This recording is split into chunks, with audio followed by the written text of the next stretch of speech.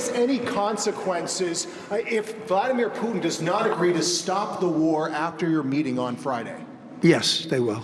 Yeah. What will the consequences There will be be? consequences. Sanctions, tariffs? There will be, I don't have to say, there will be very severe consequences. Let's bring in Michael Bociurkiw, former spokesperson for the Organization for Security and Cooperation in Europe. He's also a senior fellow at the Atlantic Council and a global affairs analyst. He joins us live this hour from Rome. Michael, it is great to talk to you this morning. As we wait for this Starmer-Zelensky meeting to begin, I want to talk to you about some of the things that President Trump appeared to signal to European leaders yesterday. According to French President Emmanuel Macron, Trump made clear that the issue of Ukrainian territory will not be negotiated by anyone but the Ukrainian president. Should Zelensky find that reassuring? Well, let me answer this way.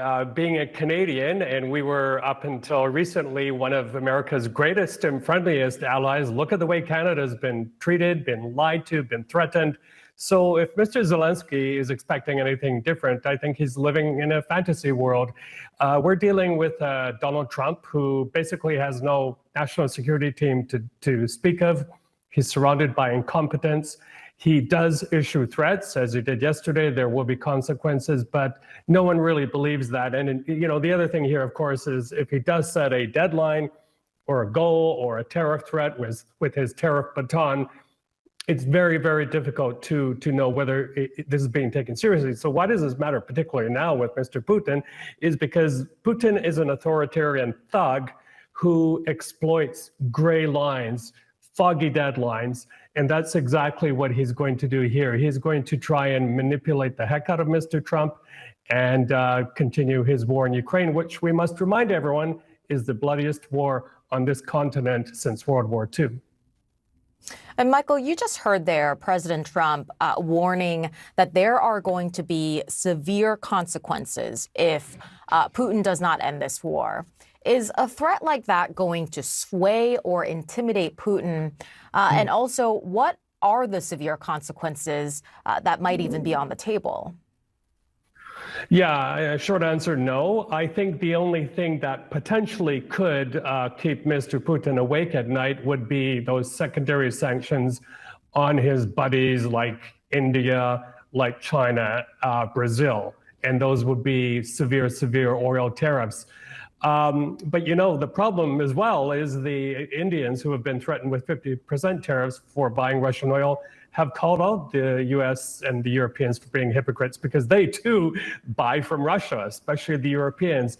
So, you know, in terms of the other consequences that may come, it's very, very difficult because I can almost assure you that the phone lines between Beijing and Moscow have been burning up.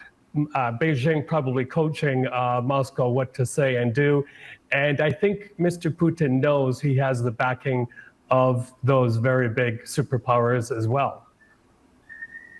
And, you know, in the lead up to Friday's summit with Putin, it's interesting. President Trump has been dropping a lot of breadcrumbs along the way for world leaders to try to interpret. But there's not been a whole lot of consistency in some ways. You know, just as one example, he said that he's going to know within the first 2 minutes if he can make a deal with Putin. And then he turned around and said it's really not up to him to make a deal.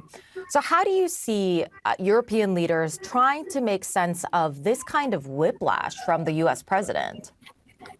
Yeah, well, whiplash is a very good term. I call Mr. Trump the contortionist in chief because, you know, he changes his mind a lot in policies as well. I have to defer to the comment of the former Lithuanian foreign minister, Mr. Landsbergis, who said that, yes, Mr. Trump has dropped these breadcrumbs, as you call them, but, you know, the sad thing here, Italy and other countries have wasted a lot of time trying to butter up Mr. Trump, trying to win concessions from him, from Mr. Putin, kicking the can down the road. You know, MJ, I remember 4 years ago, perhaps, I was on a panel with foreign correspondents in London. And back then, journalists who covered this part of the world intensively said it's time now to put these respective European war economies on a footing so that, they can divert resources to building up their arms industry in anticipation that Russia will invade Ukraine and go further into Europe. That wasn't done, and now we're paying the consequences. And there's no predicting what exactly will come out of Friday's summit, but do you think one could make the case that at least so far, all of this has been kind of a win for Vladimir Putin already?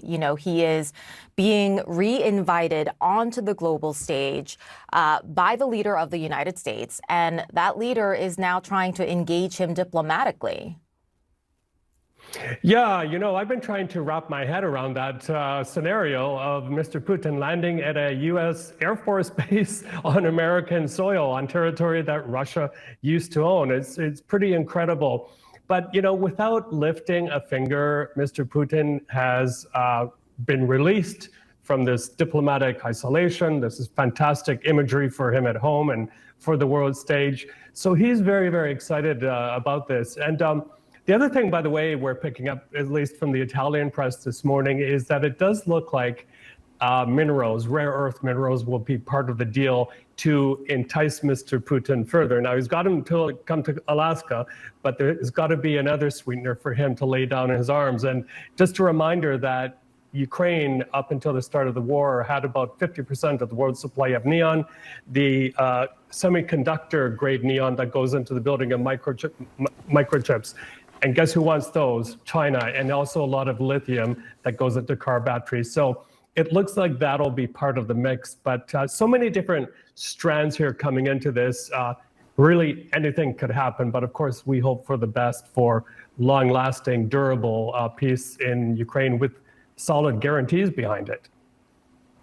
All right, Michael Bociurkiw, we also wanted to note that you're the creator of the World Briefing newsletter on Substack. Thank you so much for joining us this morning. Thank you.